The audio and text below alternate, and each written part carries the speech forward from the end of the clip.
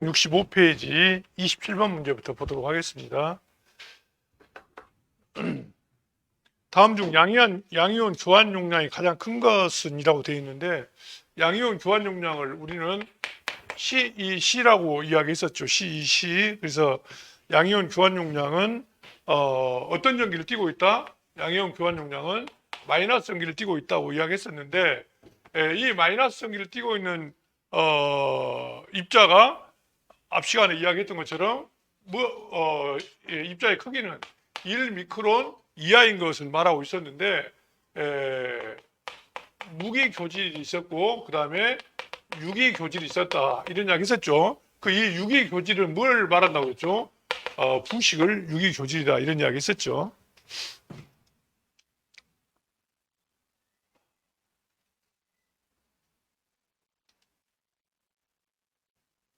그래서 거기 해설란에도 보면은 점토라든가 유기물 함량이 높을수록 양이온 치환 용량이 크다, 그런 이야기 했었죠.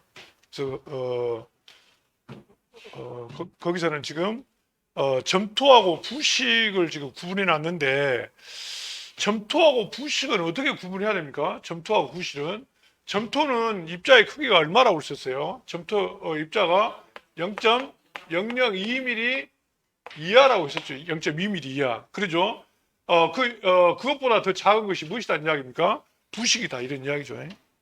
그래서 점토하고 부식이 다 여기에 해당되는데, 그 중에서도 굳이 우리가 구분한다면 부식이 더 입자가 더 작다, 이렇게 보는 거예요.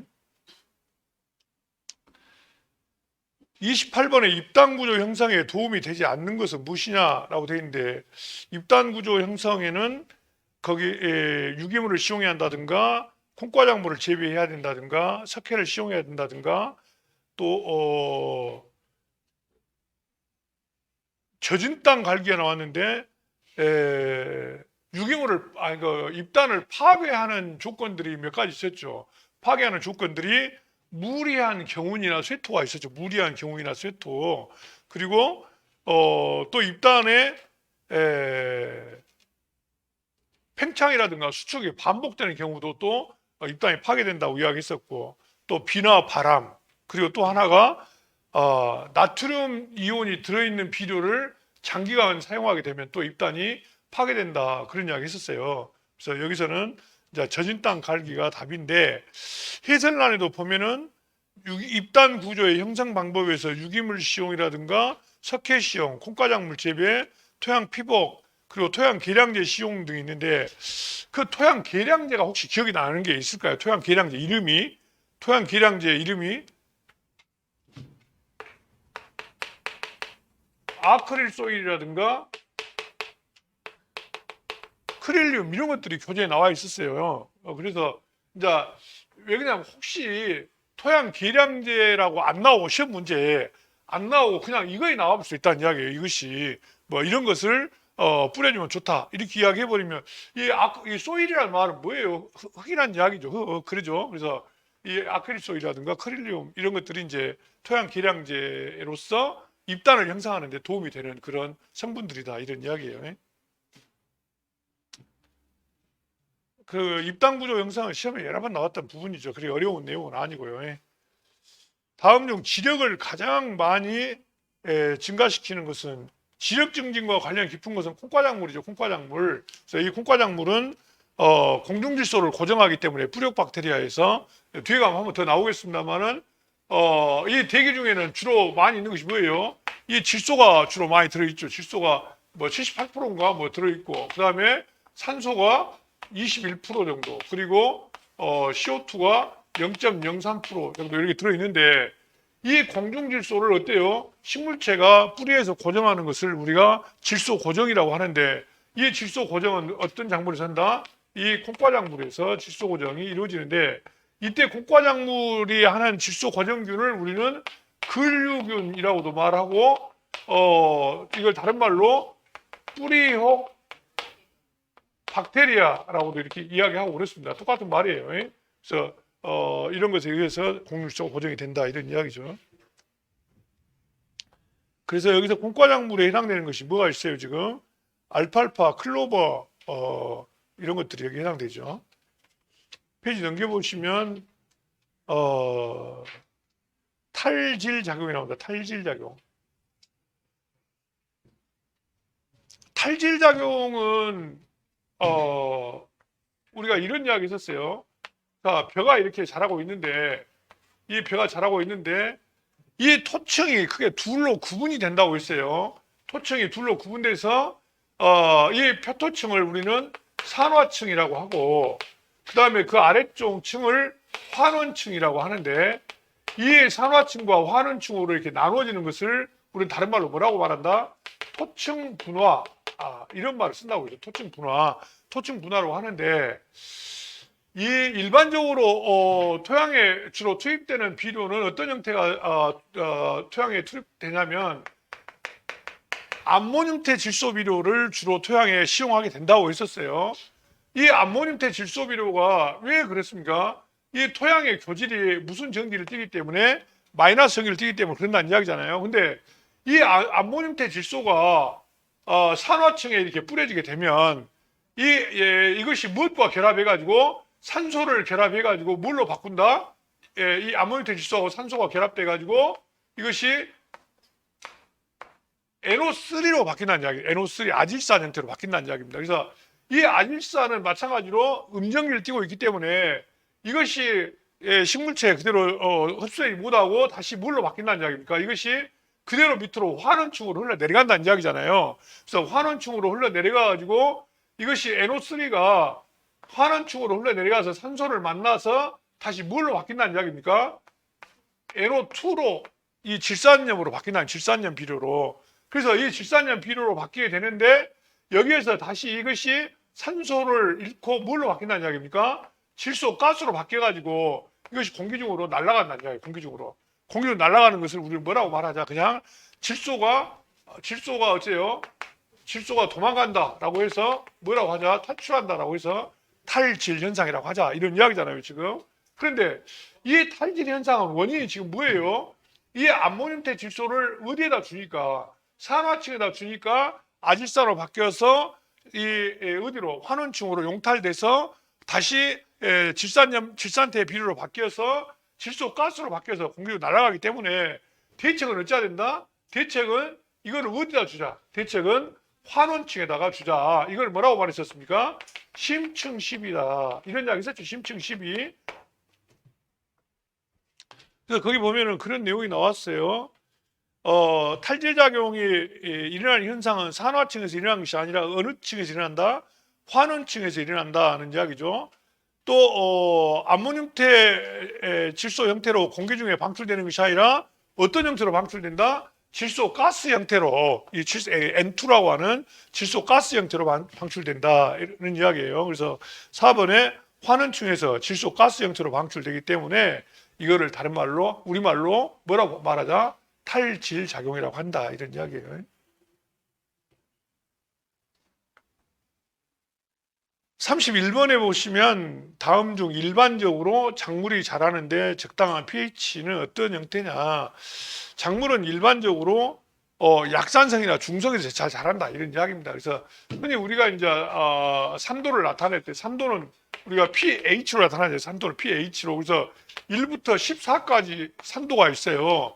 1부터 14까지 있는데 그 중에서 7을 뭐라고 해요?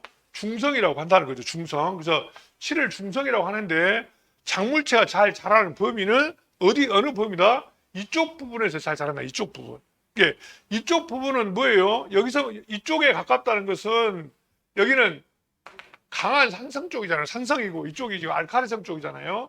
그러니까 이쪽에 가깝다는 것은 강산성 쪽이란 이야기고 이쪽에 가깝다는 것은 약산성 쪽으로 봐야 되겠죠. 같은 산성이라도. 그러죠. 또 알칼리성 쪽에서도 중성에 가까운 경우에는 약알칼리라고 보고 이 14쪽에 가까운 것은 강알칼리 이렇게 이제 표현하는 거잖아요. 근데 이쪽에 좋다는 이야기는 무슨 이야기예요? 산성토양과 산성토양의 끝부분이니까 여기서부터 멀어지니까 이건 뭐라고 봐야 된다? 약산성이라고 봐야 된다. 약산성. 약산성에서 어디까지? 이 중성 쪽으로 가까운 쪽에가 일반적으로 이 식물이 잘 자라게 된다 이런 이야기예요. 그런데 이제 이것도 작물에 따라 다르잖아요. 뭐 내산성 작물 이런 것도 있었잖아요. 산성 토양에 잘 자라는 작물이 있고 또 알칼리성 토양에 잘 자라는 작물이 있고 그러잖아요. 근데 일반적으로 그렇다. 일반적으로 이런 약산성이라든가 중성 쪽에서 잘 자란다 이런 이야기예요. 예? 그래서 약산성에서 중성은 7을 기준으로 하니까 7에 가까운 6부터 7까지 pH가 그래서 6부터 7까지를 약산성에서 중성 뭐 이 정도 이해하시면 된다 이런 이야기죠. 32번에 보면 입단 형성이 또 나왔네요. 입단 형성이 또 나왔는데 유기물과 석회를 시용해야 된다. 자주 갈아준다라고 자주 갈아준다는 말은 앞 시간에도 이야기했습니다만은 앞 페이지에서도 무리한 경운이라든가 쇠토는 입단을 파괴한다 그런 이야기 했었죠. 그리고 화공유를 계속 재배하는 것도 마찬가지로 연작으로 인해서 입단이 파괴될 수 있다는 이야기죠. 여기서는 나트륨 이온을 첨가하게 되면은 나트륨이 포함된 비료를 많이 주게 되면 입단이 장기간 사용하게 되면 입단이 파괴가 된다는 이야기예요. 그래서 여기서 입단 형성에 해당이 되는 것은 유기물과 석회 시용 이거 외에도 이제 콩과작물의 재배라든가 토양 피복, 토양 계량제 시용 뭐 이런 것도 있었죠. 그 다음에 33번 한번 볼까요? 33번. 다음 설명 중에서 맞는 것은 어떤 것이냐. 이거 문제가 약간 좀 이상하긴 해요. 33번 약간 이상하긴 한데 한번 보시게요. 감자 덩이줄기의 비대는 감자가 덩이줄기라는 것은 맞죠? 덩이 뿌리는 뭐예요? 고구마죠. 그렇죠. 덩이줄기의 비대는 단일 조건에 촉진된다. 아니냐. 단일 조건에서. 자, 감자는 일단 장일 식물입니까? 단일 식물입니까? 자, 구분이 안 되면 감자꽃이 언제 감자꽃 보셨어요? 감자꽃 하얗게 피는데 감자꽃 보신 적 없나요? 감자가 언제 꽃이 필까요? 자, 그럼 감자를 언제 수확을 한가요? 감자를 수확하는 시기. 하지 감자란 말은 들어봤어요? 하지 감자란 말은 뭐예요? 하지 무렵에 수확한다 이 말이에요. 하지가 언제예요? 6월 22일인가 그렇잖아요. 하지가. 그러니까 일장으로 보면은 수확기를 기준으로 본다 하더라도 감자는 일장이 어때요? 길어요, 짧아요? 감자가 한여름에 일장이 길어요, 짧아요? 길잖아요. 그게 감자는 대표적인 장일 식물이에요. 대표적인 장일 식물. 그러니까 대표적인 장일 식물인데 여기서는 단일 조건에서 덩이 줄기의 비대가 촉진된다 하고 이것이 정답이다. 이렇게 써놨어요 지금. 이게 헷갈리지 않아요? 답이 틀린 것 같아요. 자, 그 다음 우선 그 밑에 한번 봐보게요. 그 밑에 우선 놔두고 그 밑에 보겠습니다. 떼알 구조가 잘 발달된 토양은 공기가 잘 통하지 않는다. 떼알 구조가 잘 발달된 토양은 공기가 통해요, 안 통해요? 떼알 구조는 아까 뭐라고 했어요? 대공극과 소공극이 잘 발달된 그런 떼알 구조라고도 말하고 입단 구조라고도 하고 똑같은 말이에요. 입단화. 이게 입단화라는 말은 입자가 무엇을 이루고 있다? 단체를 이루고 있다. 그래서 입단이란 말, 한자로 입단이라고 하고 이거를 한글로 쓰면 떼알 구조라고 하고 같은 말이에요. 그러니까 여기는 대공극과 소공극이기 때문에 당연히 어때요? 토양 공기가 잘 통한다고 봐야 되겠죠. 3번에 보면 작물이 잘 자랄 수 있는 토양은 일반적으로 어떤 토양이라고 그랬어요? 약산성이나 중성 쪽이라고 그랬었죠. 그 다음에 집으로 멀칭을 하면 낮의 지온이 높아진다라고 되어 있는데 멀칭을 포리에틸렌 같은 비닐로 했을 때는 온도가 올라가 있지만 볏짚은 어때요? 이 볏을 차광하는 그런 차광의 성격이기 때문에 지온이 올라가지 않는다는 것이에요. 그러면 답이 지금 1번이 답이냐 이런 이제 의문이 생기는데 앞서 말씀드린 것처럼 감자는 명확히 장일성 식물이 맞아요. 그렇죠? 명확히 장일성 식물이 맞는데 왜 이런 이상한 이야기를 썼느냐, 단일 조건이 촉진된다고 썼냐라는 이야기예요.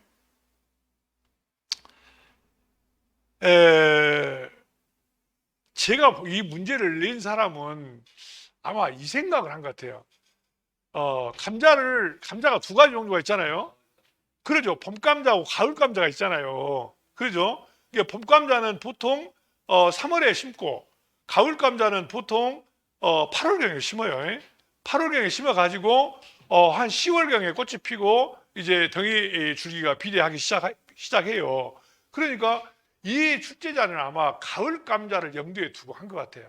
그러니까 당연히 가을에 꽃이 피고 비대가 되는 것은 당연히 뭘로 봐야 돼요? 단일 조건에서 비대가 된다고 보는 거예요. 그러니까 이 문제를 좀 더 명확히 하려면 가을 감자라고 해줬으면 명확한데 그냥 감자라고 해놓으니까 봄 감자하고 혼동할 수 있잖아요. 봄 감자는 당연히 장일식물이니까. 그래서 논란의 소지가 굉장히 많은 문제인데 이 출제자는 이제 이 가을 감자를 염두에 두고 이런 문제를 내지 않았을까 이런 생각이 들어요. 그래서 그렇게 이해를 하시게요. 감자는 본질적으로 장일성 식물인데 가을 감자의 경우에는 당연히 단일 조건에서 덩이 줄기가 비대된다라고 이해하시면 되겠습니다.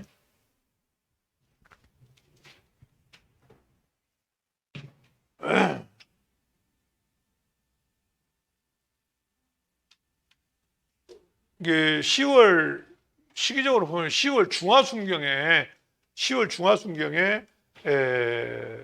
감자꽃이 이제 10월 초부터 중순까지 보통 감자꽃이 피거든요. 그리고 꽃이 피는 것을 기준으로 해서 우리가 장일이냐 단일이냐 이런 걸 우리가 이야기했었잖아요. 그래서 이 가을 감자를 염두에 두고 가을 감자라고 한다면은 답이 틀리진 않잖아요. 근데 가을 감자란 말을 쓰지 않고 그냥 감자라고만 해놓으니까 약간 혼동스럽기는 굉장히 혼동스럽죠. 34번 보겠습니다. 다음 설명 중에서 틀린 것은 무엇이냐? 토양 중에서 물이 많을수록 온도 변화가 적다라고 되어 있는데 이걸 어떻게 이해를 해야 되냐면 이 변홍사에서 그렇습니다. 이 변홍사에서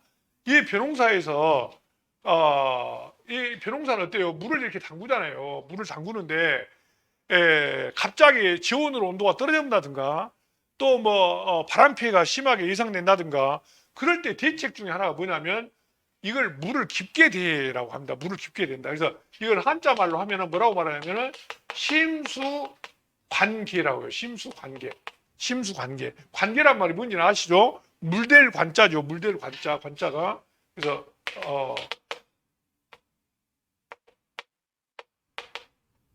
이 관자인데 물될 관자인데 물을 대는데 어떻게 대야 된다? 깊이 된다 이 말은 심수란 말은 깊을 심자를 써서 그래서 물을 깊이 대게 되면은 이런 저온 피해를 좀 낮춘다든가 또 바람이 많이 불 때에 피해를 좀 경감할 수가 있다 이런 이야기를 하거든요. 그래서 이걸 갖다가 여기서는 온도 변화가 적다고 지금 문제를 낸 것 같아요. 멀칭은 토양에 건조 방지를 해주지 못한다라고 되어 있는데 멀칭을 하게 되면 아무래도 어때요? 토양 수분이 공기 중으로 증발되는 것을 많이 막아줄 수가 있겠죠. 벼를 재배하면서 밤에 불을 켜주면 이삭이 늦게 팬다라고 되어 있는데 벼는 단일성 식물이에요? 장일성 식물이에요? 대표적인 단일성 식물이죠. 가을에 꽃이 피고 열매를 맺는 거니까. 그러죠? 대표적인 단일성 식물인데 단일성 식물의 전제 조건은 뭐예요? 전제 조건은 연속 암기가 전제되잖아요. 그래서 밤중에 이 깜깜해야 된다는 거예요. 그런데 밤에 불을 켜놓으면 식물체가 무엇을 계속 해본다 이 말이에요. 생식생장으로 전환하지 못하고 영양생장을 계속하게 된다는 거잖아요. 그래서 영양생장을 계속하기 때문에 이삭이 늦게 팬다라고 지금 이야기하고 있는 거예요. 그러니까 시골 분들이 민원이 많은 것 중에 하나가 가로등 민원이에요. 가로등. 그래서 밤에 너무 어둡다고 가로등을 막 해달라고 해요. 시골에. 뭐 가로등을 해줘요. 해주고 나면은 나락이 안 팬다고 자꾸 가로등을 꺼주라고 해요. 그래가지고 이 가로등 때문에 상당히 민원이 많습니다. 그래서 저도 이제 제 고향이 곡성이라고 했잖아요. 꽃피는 산골이라고 했는데 곡성에 이제 한 번씩 가요. 제가 보통 일주일에 한 번이나 열흘에 한 번 정도 이제 가서 하룻밤 자고 오기도 하는데 이 시골의 삶이 굉장히 단순해요. 굉장히 단순해요. 아주 얼마나 단순하냐면 해 지면 자야 되고 해 뜨면 일어나야 되고 이게 딱 단순하게 정해졌어요. 밤에 뭐 저녁 먹고 산책을 간다든가 이런 상상하기 어렵죠. 왜 어렵냐면 가로등이 마을 안에 와 있고 뭐 이게 들판 쪽으로는 당연히 없겠잖아요. 왜냐하면 들판에 불을 켜놓으면은 또 이 농사가 안 된다고 민원이 많으니까. 그래서 이 가로등 때문에 이제 이 마을 안에도 이제 뭐 텃밭 같은 거 있잖아요. 있는데 밤에 불 켜놓으면 이제 좋은데 농사가 안 된다고 또 불을 꺼달라고 하는 민원이 많고, 그래서 시골에는 가로등 민원이 굉장히 많습니다. 그리고 시골에 가 있으면은 마음은 좀 편하긴 한 것 같아요. 지금 정도 시골에 가 있으면은 밤에 소쩍새도 울고 또 낮에 뻐꾹새도 울고 상당히 정치가 괜찮아요. 또 공기도 좋고. 그런데 문제는 도대체 이야기할 사람이 한 명도 없어. 한 명도. 왜 그러냐면 그 옆집 사는 사람도 어 옆집 사는 사람도 들에 가려면 트럭 타고 가버려요. 트럭 타고 가버리고 출근할 때 다 이 트럭 타고 출근해버려요. 농장에. 걸어다니는 사람이 한 명도 없으니까 아무리 대문 앞에 쪼그려 앉아 있어도 사람을 만날 수 없어요. 그래서 그거에 조금 이제 어려운 이야기인데, 거기서 계속 살면 우울증걸리겠더라고. 말할 사람이 없으니까. 그래서 요즘에 이제 농촌에 지방정부에서 지금 지원하고 있는 사업 중에 뭐냐면 이렇게 말하는 로봇 있잖아요. 말하는 로봇을 이렇게 혼자 사는 노인들한테 이렇게 지원한다고 해요. 그래서 그 로봇이 이제 세팅이 돼 있는 모양이죠. 할머니 약 드세요. 뭐 이렇게 말하면 그래 알았어 하고 또 약 먹고, 잊어버리잖아요. 약 먹는 것도 잊어버리고 맨날 하니까 그런 세상이 온 것 같아요 이제. 그 다음에 비용이 발생하려면 병원체나 뭐 환경 기주 이런 것들이 좀 맞아야 된다. 기주란 말은 아시나요? 기주식물 이런 말 들어보셨죠? 배나무의 붉은별 무늬병 같은 경우는 기주식물이 향나무라고 알고 계시죠? 이런 이야기 들어보셨죠? 그 다음에 작토의 요건으로 부적당한 것은 무엇입니까? 작토라고 하는 것은 여기를 말하죠. 지금 여기 작물을 재배하는 땅, 그러죠. 여기를 작토라고 하는데, 작토는 유기물 함량이 많아야 할 것이고 또 유효 성분이 많아야 될 것이고, 토색은 회색을 띨 것이라고 되어 있는데, 또 입단 구조가 발달할 것이라고 되어 있는데, 토양의 색깔이 여기서 나눠져요. 이 토층 분화에서 환원층은 어떤 색을 띈다, 여기서 말하고 있는 것처럼 회색을 띄어요. 이걸 영어로는 이제 뭐 글라디에이션이라고 이렇게 이야기하고 있는데, 회색을 띠고 있고, 산화층은 이제 밝은 색을 띠게 되겠죠, 당연히. 그래서 여기서는 지금 토색은 회색을 띨 것이라고 하면은 어디를 한정적으로 말한 것이다, 환원층을 한정적으로 말한 것이다, 이런 이야기예요. 한 페이지 넘겨보시면 토층 분화에 대한 내용들이 좀 나왔어요. 토층 분화.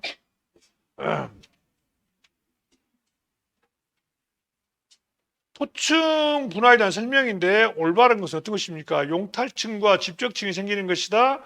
논에서 산화층과 환원층이 구분되는 것이다. 일반적으로 토층 분화는 뭘 말한다고 했어요? 논토양에서 산화층과 환원층으로 구분되는 현상을 우리가 토층 분화라고 해요. 그런데 이제 실제로 토층의 구조는, 우선 거기 해설란 잠깐 볼까요? 해설란 보면 논토양에서는 담수에 물을 담는다 이런 이야기잖아요. 담수에 1, 2주일이 지나면 작토층은 산소가 비교적 풍부한 젓갈색을 띤 산화층, 이게 산화층을 여기서 주로 밝은 젓갈색을 띠고 있다는 이야기잖아요. 그리고 산소가 부족한 청회색을 띤 환원층으로 분화가 일어난다라고 되어 있는데, 청회색이 어디에서 일어난 것이다? 환원층에서 이 토양 공기가 부족하면서 이제 발생된 것이잖아요, 지금. 그런데 산화층과 환원층은 약간의 차이가 좀 있어요. 약간의 차이가, 산화층에서는 어떤 미생물이 살겠어요? 산소를 좋아하는 미생물이 살겠어요? 산소를 싫어하는 미생물이 살겠어요? 당연히 산화층이니까 산소 공급이 잘 되니까 산화층에서는 호기성 미생물이 살죠. 호기성 미생물. 그래서 산소를 좋아하는 호기성 미생물이 사는데, 호기성 미생물의 대표적인 이름이 뭐냐면 아조토박터라고 하는 거예요. 아조토박터. 그래서 이 산화층에는 호기성 미생물이 주로 살게 되는데, 대표적으로 아조토박터라고 하는 미생물이 살고 있고, 산화층은 또 산성에 좀 취약해요. 산성에 이런 것들은. 그래서 pH 6 이하의 경우에는 생육이 곤란하다 이렇게 이해하시면 될 것 같고요. 그 다음에 환원층에서는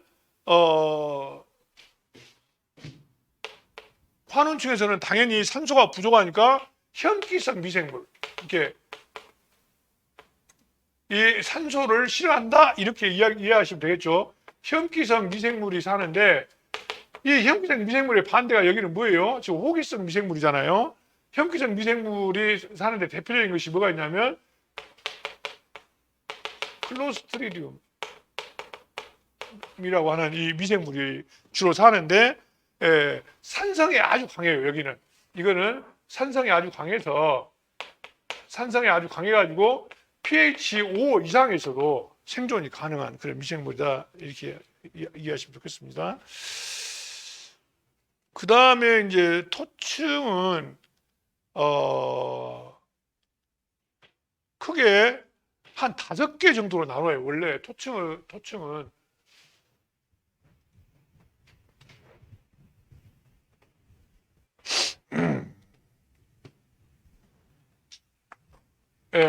나눌 때 어떻게 나누냐면 5층 그 다음에 A, B, C, R 이렇게 보통 나누거든요.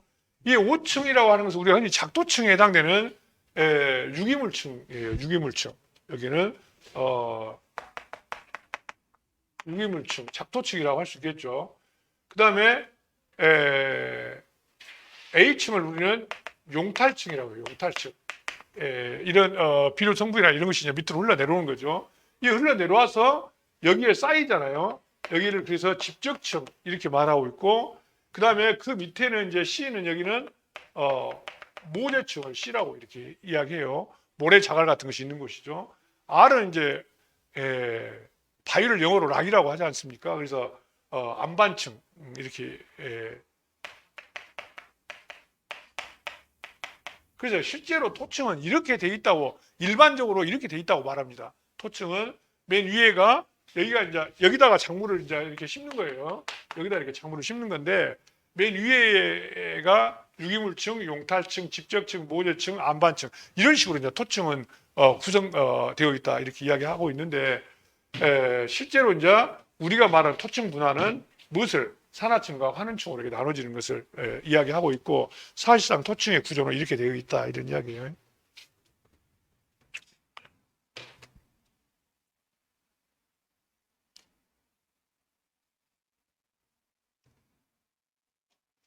(37번에) 공중질소 고정작용에 대한 내용 중 잘못된 것은 무엇이냐.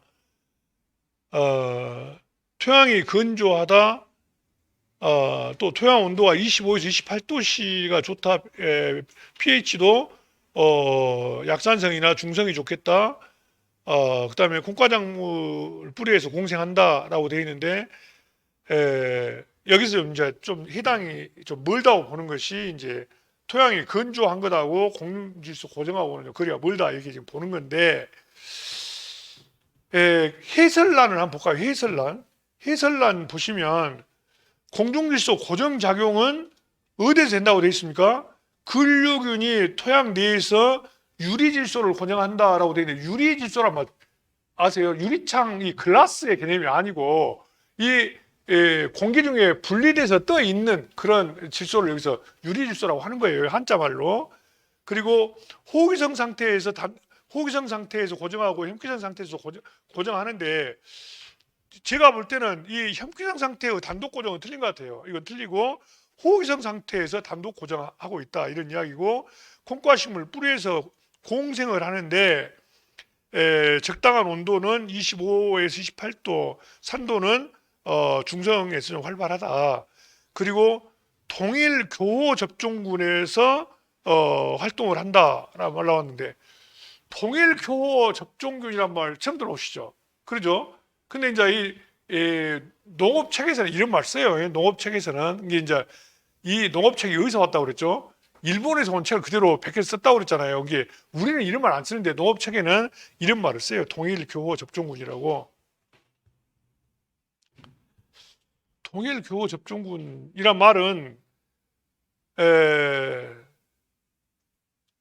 이게 잘 어려우니까 이걸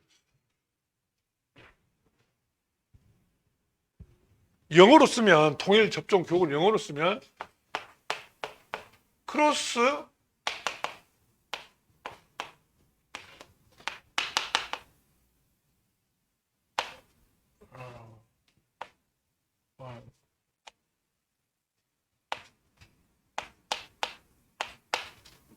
크로스 이노큐레이션 그룹이라고 쓰면은 훨씬 이해가 빠를까요? 통일 접종 교육원을 이렇게 쓰면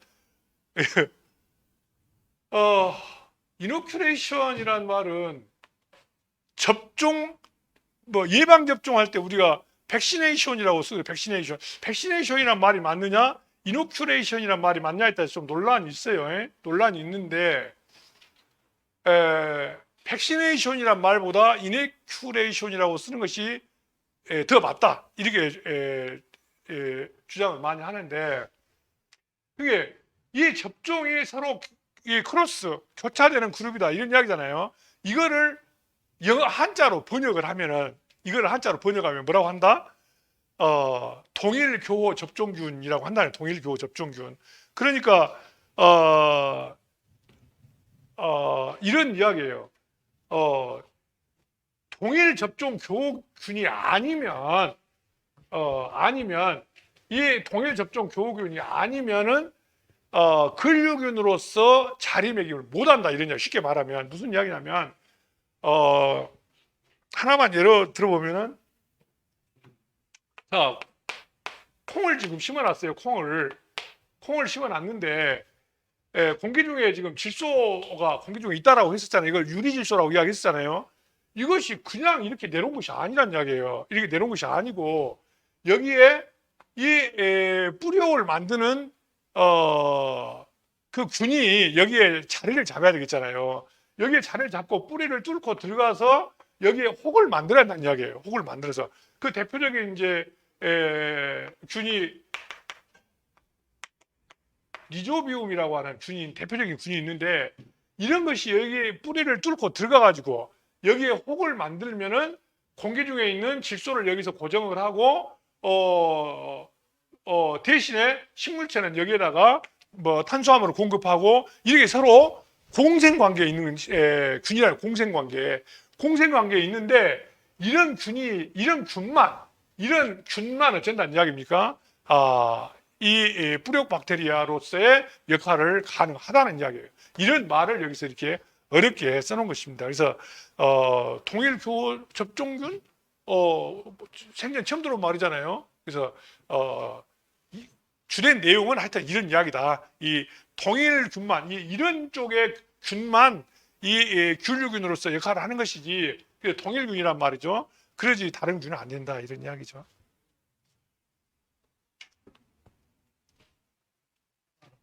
여기 리조가 리히조인데 리조 비자